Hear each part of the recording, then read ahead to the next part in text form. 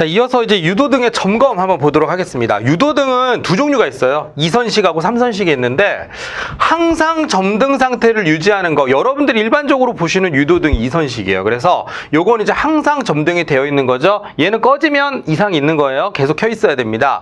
그런데 만약에 여기 나와 있는 요 정도 이런 어떤 조건에 해당이 되거나 사람이 없거나 하여튼 그래가지고 평소 때는 꺼져 있어도 되는 경우, 그러다가 화재가 났을 때만 불이 딱 들어오는 걸 우리가 3선식이라고 하거든요. 이 3선식 배선으로 가능한 게 뭐가 있냐라고 하는 건데, 여기에 나와 있는 거는 다 외우시는 게 좋을 것 같아요. 이거 충분히 물어볼 수 있죠. 자, 예를 들어서 외부의 빛에 의해서 피난구 또는 피난 방향을 쉽게 식별할 수 있대요. 항상 빛이 들어오는 곳은 글쎄요, 굳이 우리가 유도등이 불이 들어올 필요가 있나 싶어요. 그 어떤 외부에 들어오는 빛에 의해서, 외부광에 의해서도 충분히 우리가 피난할 수 있다 그러면 굳이 항상 불이 들어와 있는 2선식을 쓸 필요는 없다라고도 합니다. 그래서 기억은 누가 봐도 설득력 있죠?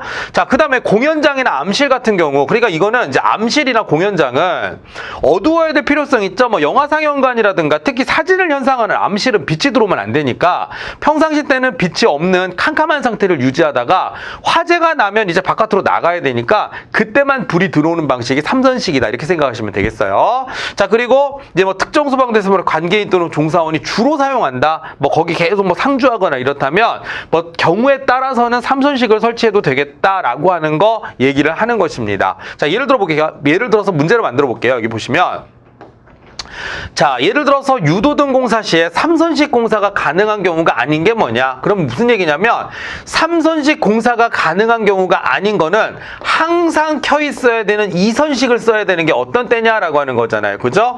근데 제 생각에는 이게 약간 말장난 같긴 한데, 자, 보세요. 소방대상물 또는 그 부분에 사람이 없어요. 없으면 굳이 우리가 불 켜놓을 필요 있습니까? 그냥 안 달아도 상관없죠. 그래서 이거는 우리가 3선식으로 달아도 상관이 없는 거고요.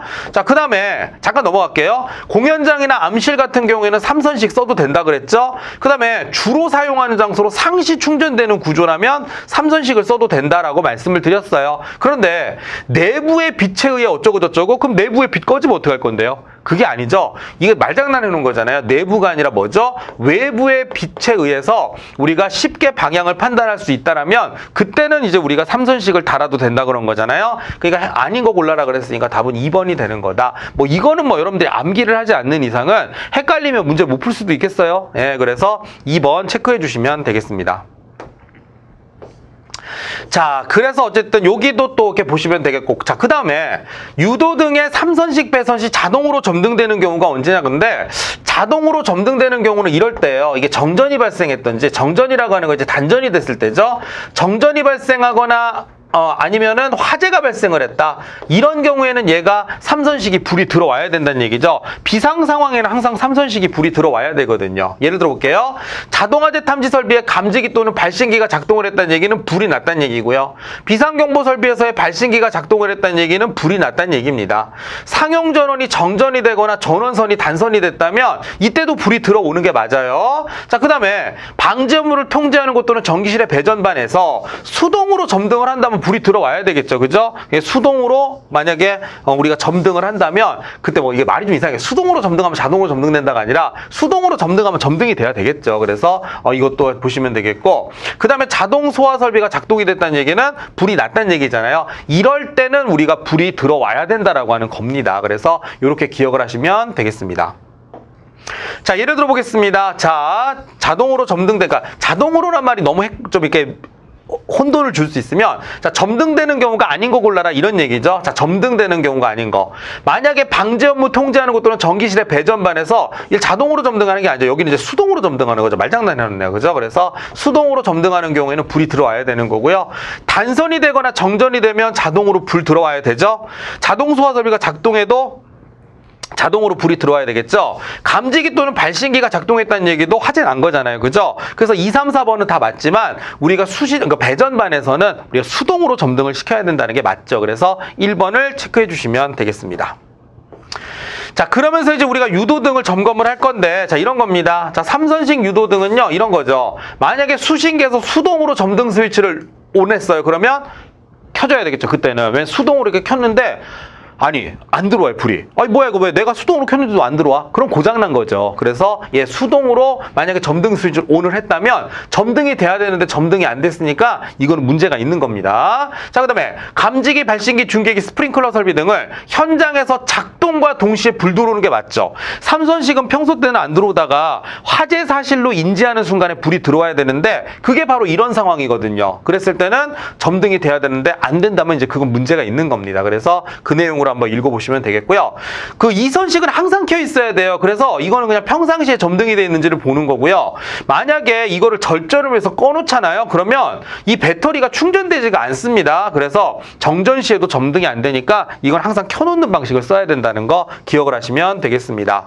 자, 그리고 이 예비 전원, 이 배터리 점검하는 걸 어디서 하는 거냐면 요겁니다. 당겨보는 방법 또는 점검 버튼을 눌러서 한다 그랬는데 여러분들 왜 이런 거 있어요. 보시는지는 모르겠는데 예를 들어서 유도등 같은 게 있으면 요 끝에 이렇게 끈이 나와 있는 경우 있거든요. 이 끈을 당겨가지고 점검하는 방식이 있고, 요렇게 네모난 거 같은 경우 여기에 무슨 버튼 같은 게 있어서 이걸 누르는 방식이 있거든요. 이거를 통해 가지고 우리가 배터리를 점검을 하는 거죠. 그래서 외부에 있는 점검 스위치 뭐가 있습니까? 당겨보는 방법이나 점검 버튼을 눌러보는 방식으로 확인을 한다는 거예요. 그래서 유도등은 그런 식으로 점검을 하는구나 하는 것도 읽어보시면 되겠습니다. 그러니까 어떤 거냐면 평소에 꺼져 있다가 켜져야 될 때 켜지는지를 보는 거고 항상 켜져 있는지를 보는 겁니다. 알겠습니까? 그래서 그렇게 일단 여러분들이 이해를 하시면 되겠습니다. 자, 그래서 어쨌든 간에 그런 식으로 여러분들이 정리를 하시면 여기는 크게 뭐 문제가 없을 것 같아요. 그래서 이걸 마지막으로 해가지고 우리가 5번째 파트 그 점검에 관한 전체 내용을 다 끝내도록 하겠습니다. 우리 긴 내용을 공부했네요. 자, 그런 다음에 이제 우리는 어디로 가느냐? 6번째 파트 소방계획의 수립에 관한 내용을 보도록 하겠습니다. 이제까지는 계속 우리가 설비적인 측면을 봤다라면 이제부터는 약간 우리가 페이퍼워크, 서류 작업에 관한 내용들을 좀 공부할 것 같아요. 그래서 내용을 보도록 하겠습니다.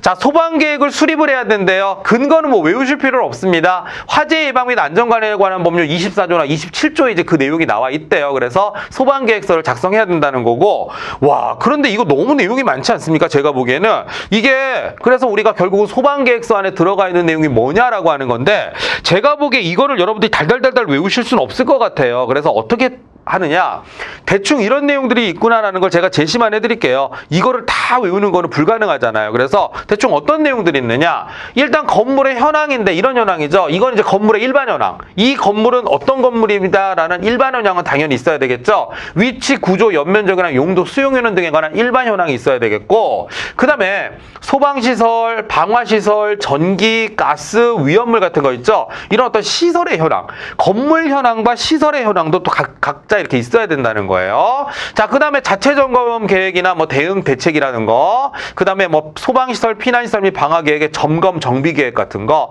피난 계획 당연히 있어야 되겠죠.